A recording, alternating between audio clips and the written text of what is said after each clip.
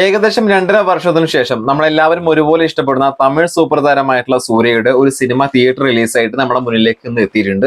ഞാൻ പറഞ്ഞു വരുന്ന ചിത്രം കങ്കുവ എന്ന് പറയുന്ന ഏറ്റവും പുതിയ തമിഴ് സിനിമയെ കുറിച്ചിട്ടാണ്. ഈ സിനിമ ഒരുപാട് ആളുകൾ കാത്തിരിക്കുന്നുണ്ട്. സൂര്യ ആരാധകരും അതുപോലെ തന്നെ വിജയ് ആരാധകർ, അജിത്ത് ആരാധകർ, രജനി ആരാധകർ, ശിവകാർത്തികേയൻ ആരാധകർ, അതുപോലെ തന്നെ കമലഹാസൻ ആരാധകർ, അതായത് എല്ലാ സൂപ്പർ താരങ്ങളുടെയും ആരാധകർ ഈ സിനിമയ്ക്ക് വേണ്ടി കാത്തിരിക്കുന്നുണ്ട്. ഒരു വിഭാഗം ആളുകൾ പോസിറ്റീവ് റിവ്യൂസ് കാണാൻ വേണ്ടി കാത്തിരിക്കുകയാണെങ്കിൽ മറ്റു വിഭാഗം ആളുകൾ നെഗറ്റീവ് റിവ്യൂസ് കാണാൻ വേണ്ടിയിട്ടാണ് കാത്തിരിക്കുന്നത്. അപ്പൊ എന്തായാലും അതൊക്കെ അവിടെ മാറ്റി നിൽക്കട്ടെ. നമ്മൾ പറഞ്ഞു വരുന്ന വിഷയം അതൊന്നുമല്ല. ഈ സിനിമ വേൾഡ് വൈഡ് റിലീസ് ആയിട്ട് ഇന്ന് നമ്മുടെ മുന്നിലേക്ക് എത്തിയിട്ടുണ്ട്. കേരളത്തിലും വലിയ രീതിയിൽ തന്നെയാണ് സിനിമ റിലീസ് ചെയ്തിട്ടുള്ളത്. ഒരുപാട് സ്ക്രീനുകളിൽ സിനിമ പ്രദർശിപ്പിക്കുന്നുണ്ട്.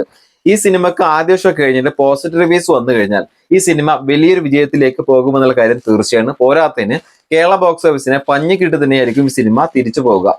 അത്രയും വലിയൊരു കപ്പാസിറ്റി ഈ സിനിമയ്ക്ക് ഉണ്ട്. ഇത് പറയാൻ കാരണം മറ്റൊന്നല്ല, ഈ സിനിമയിലെ നായകനായിട്ടുള്ള നമ്മുടെ സൂര്യ തന്നെയാണ് ഒന്നാമത്തെ പ്രധാനപ്പെട്ട കാരണം. സൂര്യ നായകനായിട്ട് എത്തുന്നു എന്നുള്ളത് തന്നെയാണ് ഈ സിനിമയിലെ ഏറ്റവും വലിയ ഹൈലൈറ്റും ഏറ്റവും വലിയ പ്ലസ് പോയിന്റും. സമീപകാലത്ത് ഇറങ്ങിയ സൂര്യയുടെ ചിത്രങ്ങളെല്ലാം തന്നെ വളരെ വലിയ വിജയങ്ങളായിരുന്നു. അതുപോലെ തന്നെ നല്ല കാമ്പുള്ള നല്ല കഥയുള്ള സിനിമകളായിരുന്നു. പക്ഷെ നിർഭാഗ്യവശാല് സിനിമ തിയേറ്ററിലല്ല റിലീസ് ചെയ്തു. OTT പ്ലാറ്റ്ഫോമുകളിലാണ് സിനിമ റിലീസായിട്ട് എത്തിയത്.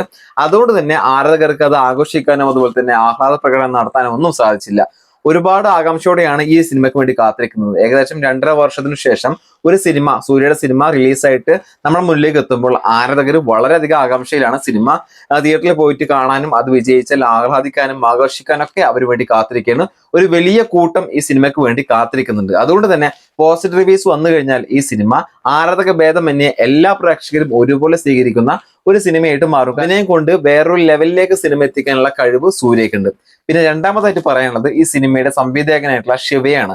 ശിവ എന്ന് പറയുന്ന സംവിധായകൻ എല്ലാവർക്കും അറിയാം. ഒരുപാട് മെഗാ ഹിറ്റ് സിനിമകൾ നമുക്ക് മുന്നിൽ സമ്മാനിച്ച ഒരു സംവിധായകനാണ്. അതുപോലെ തന്നെ ഒരുപാട് ഫ്ലോപ്പ് സിനിമകളും അദ്ദേഹത്തിൻ്റെതായിട്ട് പുറത്തു വന്നിട്ടുണ്ട്.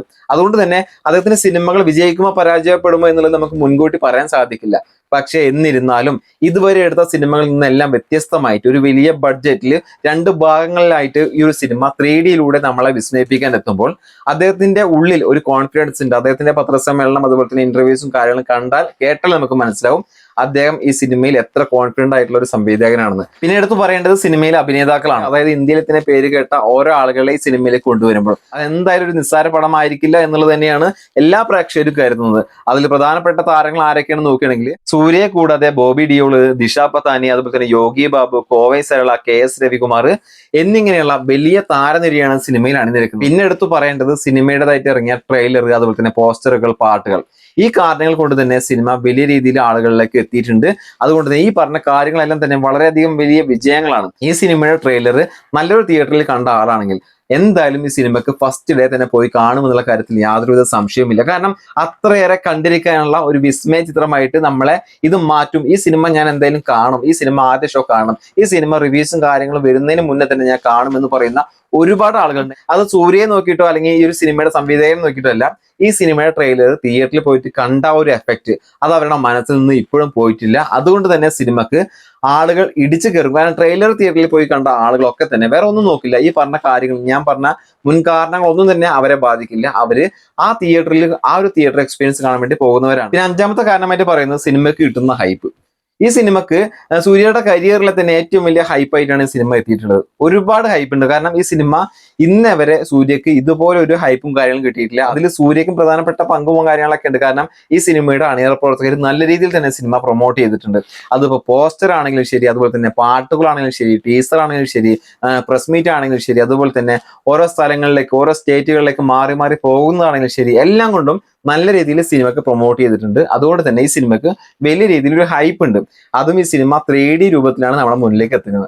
ഇത് 3D രൂപത്തിൽ നമ്മളെ വിസ്മയിപ്പിക്കാനുള്ള ഒരു മുതലായിട്ട് സിനിമ കാണാൻ പറ്റിയാൽ, അതായത് ഈ സിനിമ തിയേറ്ററിൽ പോയിട്ട് കണ്ടേ മതിയാവൂ, കണ്ടാലേ ഇഷ്ടപ്പെടുന്ന ആളുകൾ പുറത്തു വന്ന് പറയുന്നതോട് കൂടിയിട്ടാണ് ഈ സിനിമയുടെ വിജയം കുറിക്കുക. അതായത് ഒരു 3D സിനിമ തിയേറ്ററിൽ പോയിട്ട് കാണുന്ന എഫക്ട് എന്ന് പറയുന്നത്, അങ്ങനെ ഒരു സിനിമ വിജയിച്ചു കഴിഞ്ഞാൽ അതിൽ നമ്മൾ നായകനെ നോക്കില്ല, അതുപോലെ തന്നെ അതിന്റെ സംവിധായകനെ നോക്കില്ല, മറ്റൊന്നും നോക്കില്ല. അവതാർ എന്ന് പറയുന്ന സിനിമ ഒട്ടുമിക്ക ആളുകളും വേറെ ഒന്നും ചിന്തിക്കാതെ കാണുന്നത് തിയേറ്റർ എക്സ്പീരിയൻസ് ചെയ്തിട്ടുള്ള സിനിമ ആയതുകൊണ്ട് മാത്രമാണ്. അതുപോലെ ഈ സിനിമക്കും പറയാൻ ഒരു വാക്കുണ്ടായാൽ, അതായത് തിയേറ്ററിൽ പോയിട്ട് കാണേണ്ട സിനിമ തന്നെയാണ് TV-യിലോ OTT-യിലോ മറ്റുള്ള മൊബൈലിലോ നമുക്ക് കണ്ടാൽ അത് എഫക്ട് കിട്ടില്ല എന്ന ആളുകൾ കണ്ടിട്ട് ഇറങ്ങിയിട്ട് പറഞ്ഞു കഴിഞ്ഞാൽ പിന്നീട് ഈ സിനിമ വലിയ രീതിയിൽ തന്നെയായിരിക്കും വിജയം കൈവരിക്കാൻ പോകുന്നത്. പിന്നെ ഒരുപാട് പ്രത്യേകതകൾ വേറെയുണ്ട്, അതൊന്നും പറയുന്നില്ല.